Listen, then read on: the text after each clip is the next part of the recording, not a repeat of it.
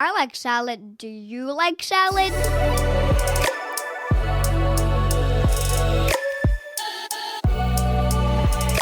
Welcome to Canadian Salad, a fun, factual, and friendly podcast about culture and integration in Canada.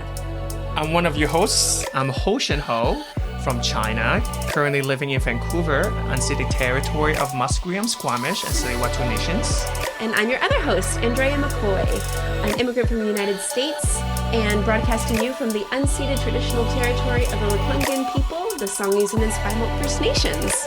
And you're listening to Canadian Salad. Welcome back, everyone. Hey, we're at another Canadian Salad, the last Tuesday of the month, Hostion. Can you believe it? I know. I cannot believe it, but I'm also very excited because today is a special day. Oh, did you get a new bow tie? No, it's not like any other New crop Tuesday top. because today, new tank top and cropped. The mid era is my favorite. I have to show everyone. Oh, this next app time does not come easy. Oh, I believe you, baby. I believe you. But anyway, today is a special day. Why is it special, Andrea? Oh, it's special because we have two incredible people sitting on our podcast as ghosts, as guests, not ghosts. Sorry. As guests. Oh my God. Yes, That's I funny. think my brain took folks and guests and went The like truth come out. ghosts. Yes. But yes, we have two incredible women with us today we're going to talk about, because we haven't done an episode yet in honor and in celebration of Black History Month. And we have two people, one born and raised in Canada and one an immigrant to Canada. Hey. And I'm going to let each of them introduce themselves, but I'm really excited that they're here and we're going to have a really good discussion, because I think last year we talked about Black History Month and kind of the founding and the bit of the history and how it impacted Canada, which was good. But I think having actual voices at the table and at the microphone is even more so important. So here we are. So do either of you want to go first, or Cleia first, 100% Cleia okay. first. Cleia. All right. Okay, Take it Claire, away. please. So my story is that I'm the oldest child of Jamaican parents who left Jamaica. I think it was like right after independence. So they grew up under British colonialism, which was interesting. And they immigrated to Montreal. And so I was raised in Montreal, Quebec, and then bounced around after that for school. So I did my post-secondary in the States. So I went to the States for university, and then I was back home for a year. Then I went back to the States for my graduate school and then lived there for a while, met my husband, married, had a kid. Then we moved up here to Victoria, and I've been here in Victoria now with my now 3 kids. So I did grow up bilingual, went to school bilingual. Obviously, the French is getting a little bit rusty. It's getting put into the long-term memory, but I find like when I'm back home after about 2 or 3 days, it comes back. Yeah, So- muscle memory. Yeah, for sure. Yeah, exactly. It's a bit outdated because obviously I left home before. So there's certain vocabulary I don't have. I was 17, so I don't have political vocabulary or talking about the economy. Like I don't have that Got kind you. of vocabulary. Certain I kind of don't industry have any terms. technology whatever. Well, just grown-up vocabulary, I would just call it. Like, Yeah. be able to have a conversation with adults. You know what? You're Where's right. the If I bathroom and leave me alone? Those Yeah, two most grown up. important That's all things. you know. Like, so, Good. yeah. Very We cool. love. So those are the bare bones. Thank you so much. Thank you for that. And now we have another guest. Yes. Hi, humans. Yeah, thanks, Cleia. Humans. My name's Asiyah. I was born and raised in the Bahamas, or what's really known as the Commonwealth of the Bahamas, but I genuinely refuse to call it by that name, which is Arawak and Lekwungen territory. And I moved to Lekwungen territory in 2014. I'm a middle child, and I take that seriously, as in I am consistently a bother to both of my younger and my older brothers. And also, as my parents get older, I definitely feel like it is my responsibility and my duty to annoy them into love and kindness. And so those are roles I step into very strongly. I'm also a mother of 3. So you guys met my little fluffy one, Cocoa Plum, earlier. And then I also have a black cat, Waffles, and I've got a lilac gray and white cat, Niall. I don't know why I did this to myself, but here I am. Cat lady. Mother it, figure. love it. No shame. What can I No say? shame. No shame at all. I think I'll just odes to, as Clea was talking about her parents growing up in colonial kind of Jamaica. The Bahamas is still a colony and just has been a colony since I've been born. So it was interesting learning about Canadian history truly before I really and colonialism in a Canadian context and on Turtle Island, North America area, before I even really understood what that was like in kind of the Caribbean. And so I really reflect on, I traveled a lot. I had the opportunity and absolute privilege. I was on a sports team. I won't tell you what sport because I'm embarrassed about that. But because of that sport, I traveled a bunch throughout the Caribbean, like every summer, which was absolutely incredible. I'm very Thank you for curious the about the introduction. sport. You don't have to disclose it. I'm wondering, it's like underwater basket weaving or... That would be amazing. No, Wouldn't I would that be never be. I would never be ashamed of Cool. that. Maybe by the Underwater end of the basket weaving. podcast, depending on how well this goes, we'll see whether or not we build Okay. trust enough for Yeah, me when the to recording's post off, information. then Asiyah can Yeah, we can tell us Facts. after the recording. Awesome. Great. I think just we have some questions to guide our conversation, but honestly, we like granola. We like the organic. Wherever this conversation takes us, it takes us. I think I'd like to start with Clea, this question. So being born in Canada, raised in Canada with Black History Month, which is fairly new compared to other colonial holidays that we all know of. What was the experience like for you in Canada, from your perspective? What that was like? Did you celebrate? Was your family participating in things? And what is your perspective on it now? So there are a couple things. One is just chronologically where I was in time, and some of it has to do with Quebec. So growing up in Quebec, I would say has really shaped quite a lot of my identity, because Quebec prides itself on a couple different things. One of the things it prides itself on is being its own unique society. So Quebec, even though it's part of Canada, views itself incredibly independently. And that's something that's really hard to grasp when you don't live there. And so growing up, Canada is just a concept. And then the second thing about Quebec is, there's a lot of pride of place of sort of that's where things started between Quebec and Ontario. So education was really about going to Old Montreal and seeing all the places and learning all the names and seeing all the things and feeling like a really historical kind of place. Now in life, I can unpack all that and deconstruct all of that. But at the time, it was really, you felt proud from being from Montreal and proud from being from Quebec. Black history, that wasn't, it wasn't a concept. It didn't exist. Where I grew up, there are two Black communities. There's the Haitian community, and then there's the Caribbean community. Yes, I know that Haiti is located in the Caribbean, and that's some of the thing, right? So English-speaking Caribbeans viewed Haitians as separate because they spoke French and they identified themselves as Francophone. Again, this is how the adults explained it to me. So the Haitians were separate from the rest of the Caribbean community. So the Caribbean community was its own kind of thing. And so food, tradition, identity went through them. My Caribbean identity was really limited to my household. And again, it was still very abstract. And so my sense of diversity, I had a sense that Quebec was a lot more diverse than it was because those were my friends. I knew other kids whose parents were Caribbean. The whole idea of being Black and Black wasn't a thing. It was just a thing that made me the only one. And so a lot of the things my parents and we would joke about is, okay, so how many Black kids were there? Or are you the only one? Or and because I was only ever the only one. Or, oh my God, Mom, I went to this thing and there was another Black kid there. It was so crazy. I always had to be very conscious of the fact that the scales by which people were measuring me were very different from the scales by which other people being measured, which is to say they weren't. They just got a free pass. And I always had to earn my space. And so being Black was also something I had to be aware of at all times, but also something that I needed to be, it wasn't something to embrace. It was, you're Black because your parents are Black and we're just Black people. Black history, it didn't exist. It wasn't a thing. When I lived in the States was where I started to have a very different relationship with being Black. And I think I was surprised to look up when Black History Month started. And so that was when I started to really think about, wow, what does this mean?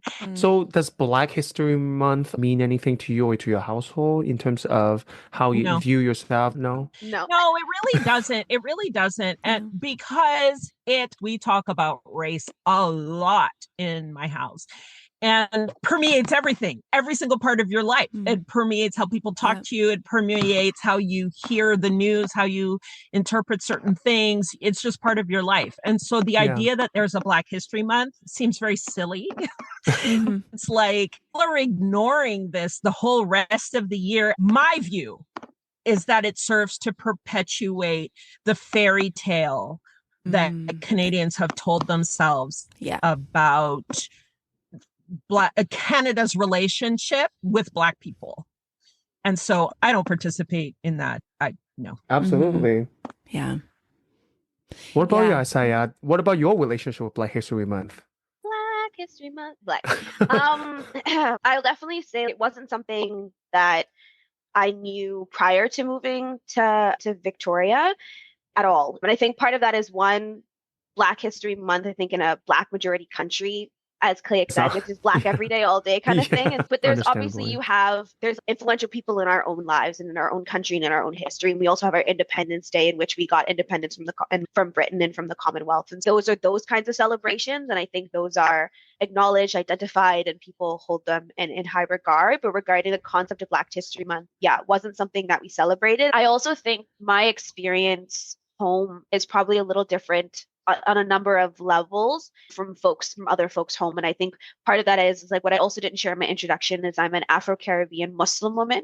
And so Islam is not a majority religion in the Bahamas at all, to the point where my father converted, my mom converted, they had us. And therefore at a certain point in time, the only Muslims on the island were my parents, myself, and my two brothers. And so visibly the only Muslims on the island were myself and my mom. And a lot of people actually assume that me and my mom were the only Muslims, and that my parents, like all the males in our family, were just chilling and living their lives.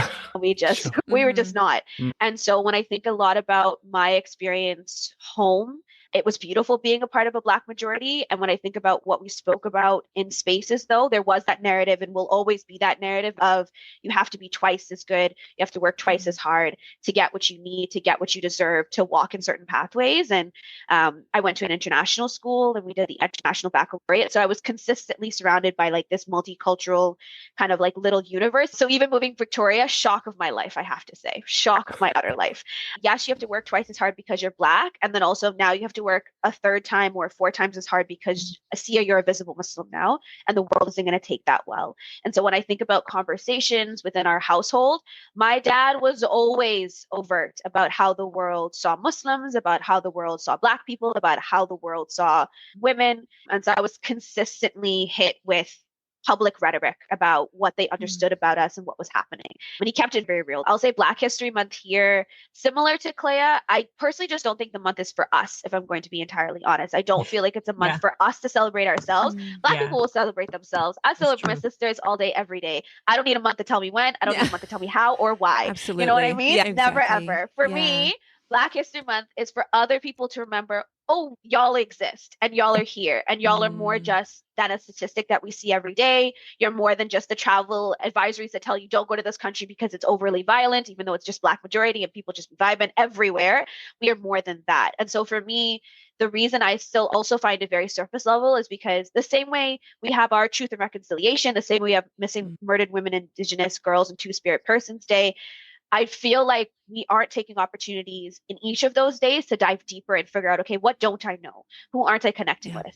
And so I just don't feel like the month is for me. I don't want them to get rid of it though, because I feel like please keep the month, because at least even if it's just their fam, keep the month, please, Lord.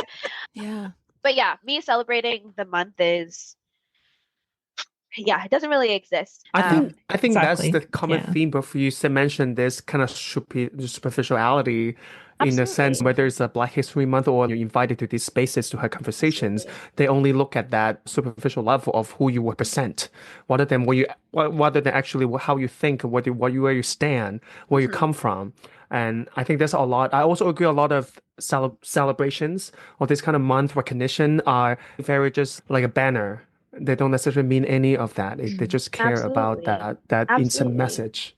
And Yeah. what I wish, I think when it comes to Black History Month, something that I wish I would see more is more investment in Black community into this month Yeah. and not just a beautiful poster that someone created, probably a Black artist, which is great for them and visibility. I Mhm. absolutely love that.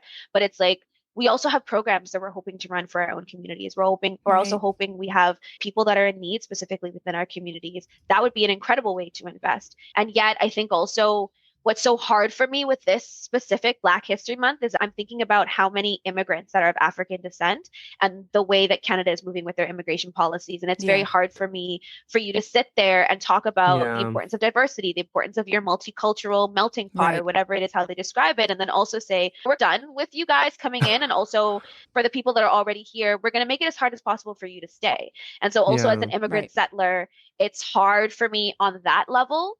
But then also as an immigrant settler, I recognize these also aren't my territories or my lands. And so it's also hard for me to complain about a government system that probably shouldn't exist in the first place, not consistently welcoming us but it's not their role to welcome us anyway. And so there's a bit of a duality I sit with that. And I'm Yeah. constantly in place of, if I'm not supposed to be here, I'm not supposed to be here. What does a welcome look like? What does it look like to truly Yeah. uphold Indigenous sovereignty while being an immigrant settler on these lands, while also acknowledging the history of immigrant and specifically Black immigrant settlers on these lands and the way that they helped to build this country, and the way that it's recognized within a lot of kind of First Nations, Métis, Inuit communities, and now within that what we understand as Canadian community, but also just recognizing there's still so much we're doing that is limiting Indigenous sovereignty. And so what is my Yeah. role Right. as a Black immigrant currently on these lands? And I don't have an answer for that. We have I think we had a conversation a couple episodes ago about like immigration in that sense that I think it would be great to have more kind of indigenous involvement in the immigration policy making or even in general in that whole ministry. It should be an indigenous person whole office. The head office is special immigration. I think that we can have more understanding of like how that welcoming looks like for immigrants to come Absolutely. into this Yeah. land. And that's a Yeah. whole nother conversation, right? It Because it is. comes back to its own conversation, deservedly, but Yeah. it is also, I think, the most salient. If there is it's not a competition, obviously, but if we were to create some sort of hierarchy, it is the most blatant example of how systems don't want to change. And so Absolutely. if we just throw something over here, Black History Month, whatever, Harriet Tubman, oh yeah, she's the state, but then she brought them here so we can count, and when Little like, Indigenous and yeah, blah blah, Martin and Luther King you know, quote somewhere in there about yeah, Right. exactly. we're good. And A++. it's just, The and comfortable not all quotes of us that- play with that. So Absolutely. it's just, Yeah. all right, sure, Very whatever. surface And level if for I sure. grab onto something Asiyah said. But if I compare growing up in Montreal, if you think of Black people in Canada, Toronto, and Toronto had carnival every year, everyone was going to jump up every year. Like that is a vibrant community from a cultural standpoint. But something my parents used to complain about too was trying to get events organized with the Black Community Association. And we see it here, Black folks complaining that Black folks don't participate.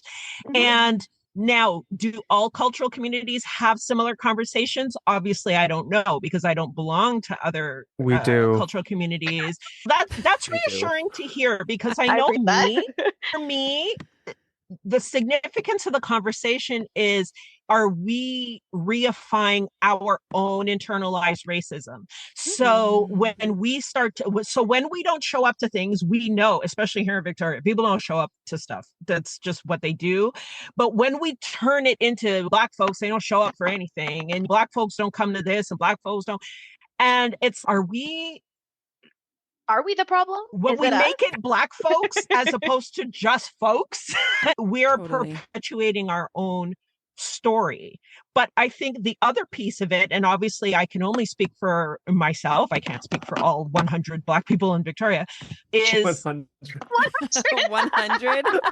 Yes, It probably feels like that, yeah. I'm serious. You can fact check me on this. The 2016 census identified 104 Black people in Victoria. I refuse my to believe that. My daughter and I sat down one day when I told her that, and we figured out 50. We had seen 50. So there you go. Oh.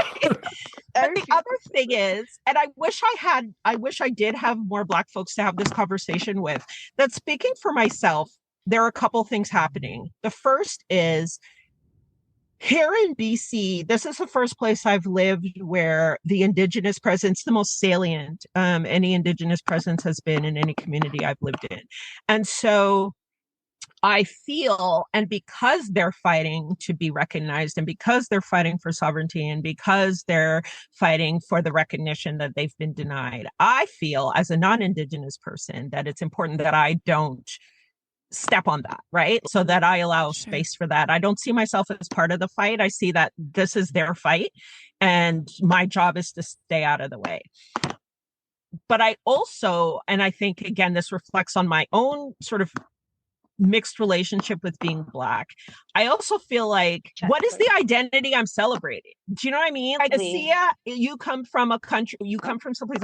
I'm like, what am I celebrating here? I'm not African, but I very clearly identify with my African ancestors. If they had not been stolen from their homelands, I would not be here. I identify with Caribbean, but I'm not Caribbean. But those are things that I recognize, but I don't speak the same. I don't speak the patois. I understand it. I don't speak it. I like a lot of the foods, but I'm also very Western.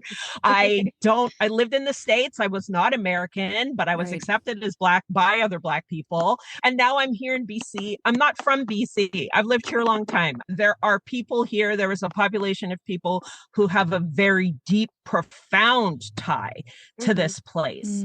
Again, just speaking for myself, I think the 2020 protests was the first time, like a lot of Black people, the 2020 protests were just a defining time for me, specifically as being Black. And I've never really deconstructed what all that means, but that was the first time I started to feel like, oh, being Black means something. And I have a right to say a thing about it. I had an employer who was like, oh, we're not going to make a statement because we don't want to upset people. And I'm like, how about your one Black staff? How about that? Does it not matter if I get upset? Like, what the heck? And it was the first time I was able to say, no, I get to be angry too. This is some BS. Like, this is some way Black people are treated. It's a bunch of nonsense. And people need to hear Black people be mad, because people in general, especially those of European ancestry, again, is my experience, don't like anger. They like, on the scale of 1 to 10, they 2.5. And as you can see, my natural disposition we show but is a 5 at a 8. minimum. Yeah, 5. Yeah, Totally. 5 at a minimum. 5 at a minimum. You speak of? I At a start 5, at a I'm 5. asleep. My baseline is 8. Come on. But also to be able to be vocal and to be able to say, y'all need to stop. You need to stop daydreaming. You need to stop tripping. You need to just pay attention, and you need to accept the fact that Canada has problems. Just because we're not the States, that's your measure. Oh, at least we're not them.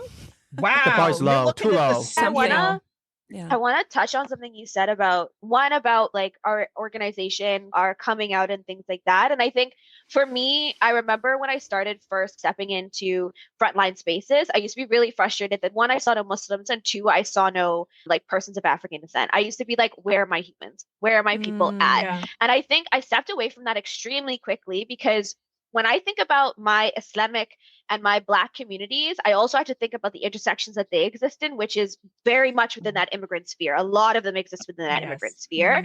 And when I think about that, and I think about even how I feel right now as an immigrant, uncertain about my status here, and put myself in certain positions where I was uncertain, I also moved here as an individual. I did not move here with a family. No family is depending on me. I have no kids to depend on me either, at least at that time. And so for me, I really checked myself hard on, okay, there's a reason why certain people aren't showing up, and it doesn't mean they don't care, but there are certain sacrifices that they would have to make to be in that space, and it's not my job to say that they should make those sacrifices. And so I think that was one of the big ones. But when I think about socially, what's really incredible, and I've been really reflecting on it a lot, there's this Vancouver Island Caribbean hub that just created an Island Fest.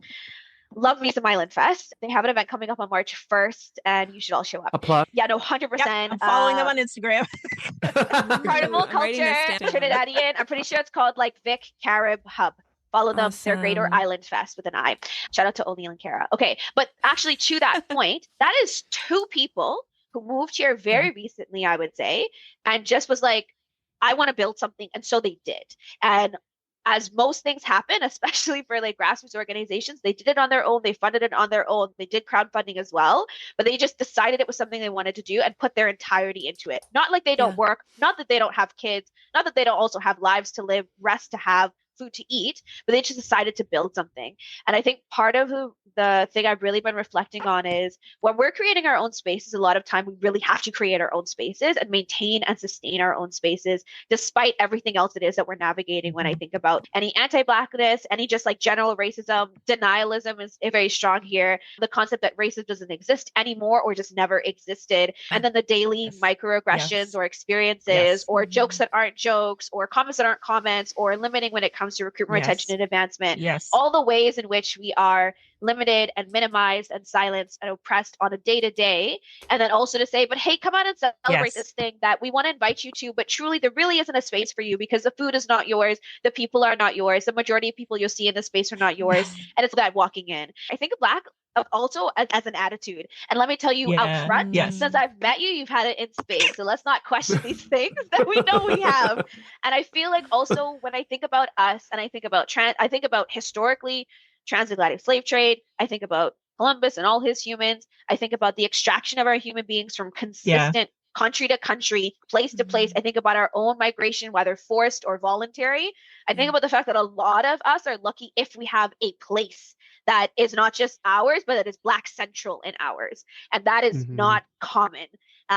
And so that's why I always feel very grateful that, sure, I have no idea what my roots are when it comes to Africa and that motherland, even though Western Africa, and I have a lot of Nigerians. I'm an honorary Nigerian at this point, but also that's an accomplishment. Nigerians don't play. Thank you. They have given me that title. I got that title at university. Thank you so much, folks. They do not play.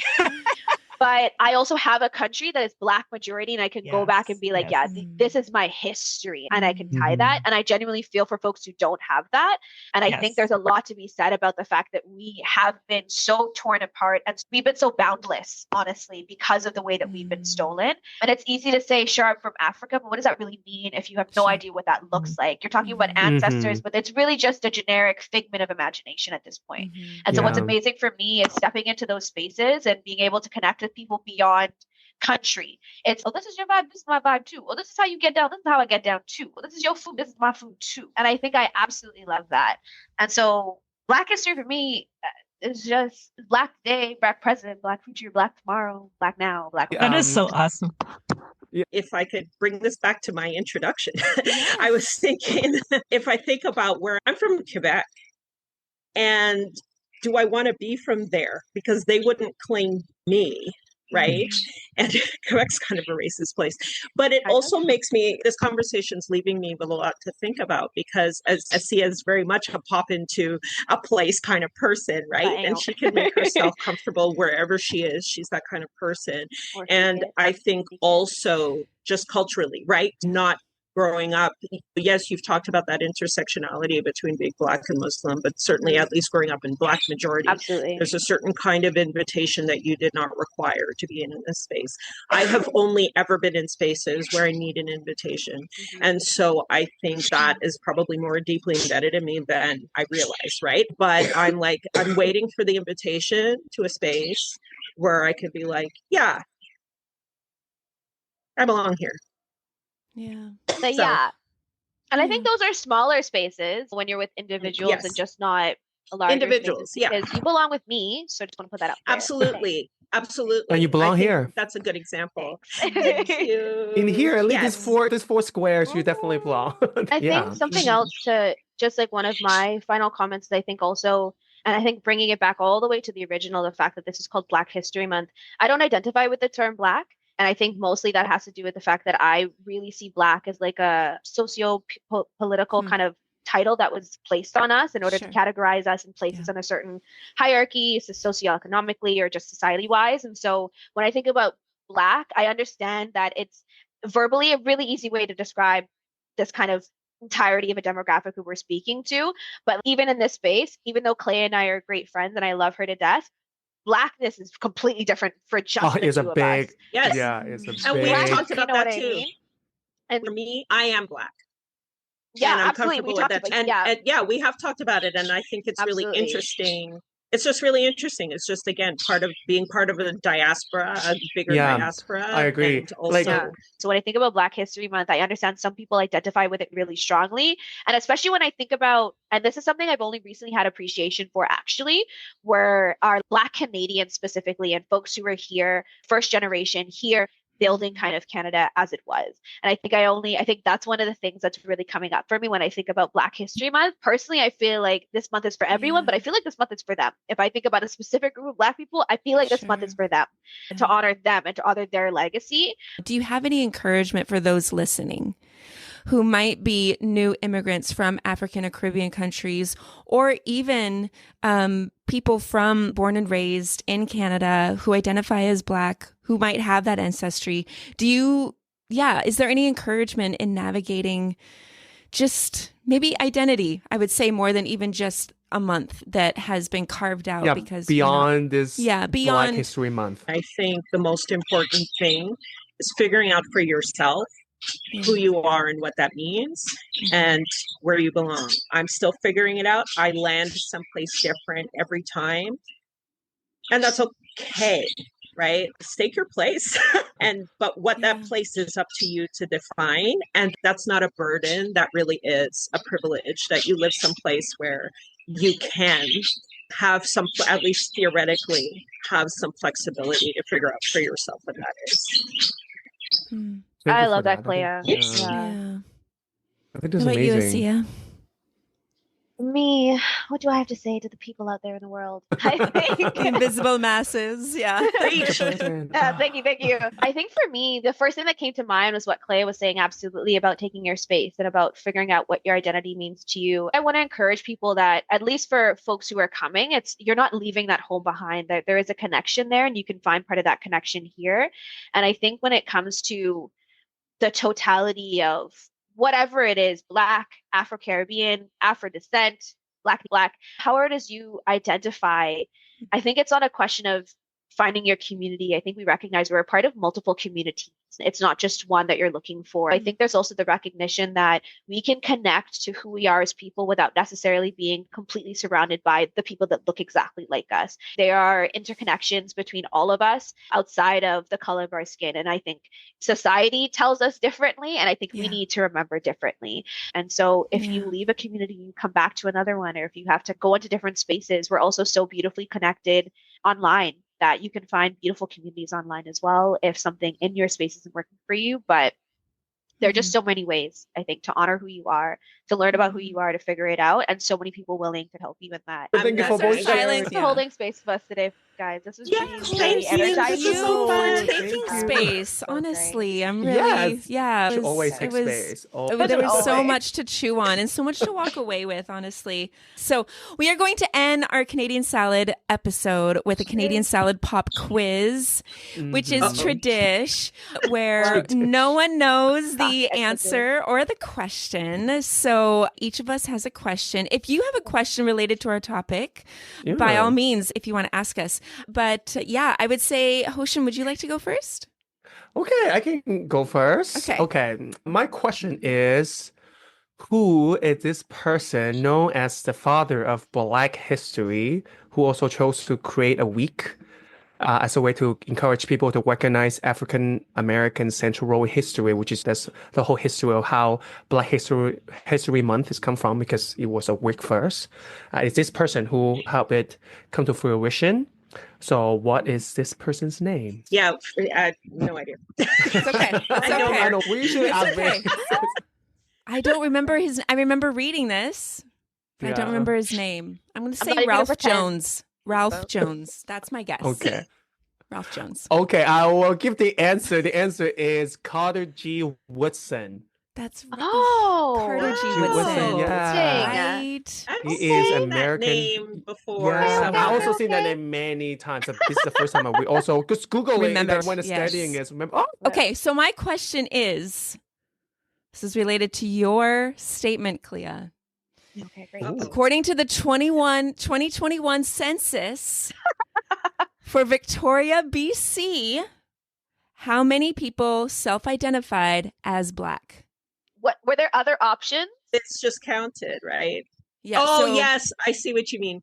No, 2000. so for because it's Canada, so it was part of the visible minority group consensus data. And then so they break it was like down. And then they Black, break it down. Filipino, Arab, country. yeah. So Yeah, it's break it not down, a yeah. very good I capture, love that. but this no. is just 2020. Just like a I rough. did this It's for usually quite LCRC, rough. Asiyah. You didn't read my report. You might have been gone already. I don't remember. Okay, so if 2016 was 104, I'm gonna guess 120. I'm gonna guess I'm gonna 120. guess yeah. just because I saw the most Black people outside of the Bahamas I'd ever seen in Canada on at that peace Black rally for Lives Black Matter? Lives. I was shooketh Yes. about how many people came forward. I'm gonna say, not even a big number. I'm gonna say 250 people. Wow. Okay. Ooh. Okay. I would Ocean. actually say. I don't think it's that. I will actually say 300. I will up you. I will Okay. say 300. I would love to know I what would this say number competitive. actually is My now. goodness. I'm Okay. sticking with my low number. Is this y'all's final answer? I have no Final other answer. answer. Yeah. Okay, so the answer is in 2021 there were 5,090 people lie. that self-identified lie. as Black. Oh, no, this is a In lie. Victoria? 5,000. Yes, so in 2016 it was 3,445. No. We'll include the link in our show notes. We always include links, so we're not No. spouting Well, stuff yeah. out of our nose. Wikipedia let me down. Oh, Wikipedia always my lets people goodness. down. Oh my Stop god. it. losing my chest I gave them $10. You are so Hilarious. generous. I've 3,000 never people given in them anything. Victoria? Yes. Wow. Yes. That's In Victoria, so funny. BC. Visible No. identify as visible minority Black. Yeah. or as Black specifically? As Black specific. As Black Black specific. Damn. Listen, we No. had 10,000 people show up to that rally in person and about another Stop it. 15,000 online. But they obviously weren't all Black. But I probably should have Right. been in the thousands. But I need to go refused. check where I got 104 from. So I have a y'all, question. there's more representation, more communities out there than 100. Yeah. Not anymore. So you have a They- question? yeah, they've listened to this podcast. They're just everyone's gonna come out and just be like, "Hey, I'm here. What's up?" Yeah. Okay. Actually, you I had a do have a question? question. I feel like I'm comfortable enough to now, Clea, you have to go last, but I'm very curious about what people think the sport was that I played when Yes, I know. that I Yeah. nationally represented the Bahamas in back home. Would Can I love guess? to. Yes, please. Ping pong. Sorry. No. What is that? Wow. What is It's that? a sport. It's an Olympic sport. That is my What is favorite that thing I've sport? What is Table that? tennis. It's table tennis. Table tennis, yeah. No, what is that sport that is That's fun, India's isn't national sport? India's national sport. Cricket? Cricket, yes, cricket. Oh, that's my guess. I love it. I'm so sorry. I should have been so much more stone-faced when you gave your answer. Do you Cricket's want a to good change your guess. answer? Do you want No. to change your answer now that you know it's definitely wrong? Okay. Clea, what's your guess? Golf. It is golf, ladies and gentlemen. golf? It is golf. The reason I am very not great Dang. about this is because I don't think it's a sport. And I definitely adhere to what I've seen across social media about the fact that men just didn't know how to ask each other to go for walks. And so they invented this sport in order for them to That's most likely the truth. But honestly, I've tried golf. Asiyah, it's hard. There's a lot It's of hard. focus I and like also form. try. There's Can't goodness. And do you have to golf. walk a No, lot. it is hard. And I they know, don't it's have any hard. little castles for you to aim at and stuff. So Castles. I actually played mini yeah. golf once. Mini golf. Once. Wow, thank you for that. Yes, Thank you. yes. Okay, golf. Yes. could you have yes. chosen a wider Yes. sport? Not me, because actually I played tennis. I know. And then my father left me on the tennis court and then was like, okay, I can't keep going back and forth between you and your brother. So now we're all going to play golf. And I was 9 years old on national television and they asked me how I enjoyed the sport. And I told them I didn't. And after that, I got coaching for interviews. Aiden. Amazing. Everyone, thank you so much for listening. Thank you so much. Yes. Thank you to our guests for coming on the show. If you want to follow us, please do hit subscribe. Listen to our episodes. Follow us. We are on Instagram. We are on TikTok. We are just dipping our toes onto Blue Sky. And so follow us there. You can also sign up for our newsletter, Canadian Salad Snacks. You get it every month, and we highlight some of our best episodes. But do reach out. Let us know what this episode meant to you. We'd love to hear from you. So thank you all very much. And Thank you. we will see you next week. Black, Next week. Bye. All right, everybody. bye. Canadian Salad is written and produced in British Columbia, Canada by Hostion Ho and Andrea McCoy. Theme music is by Naver Avetyan from Pixabay.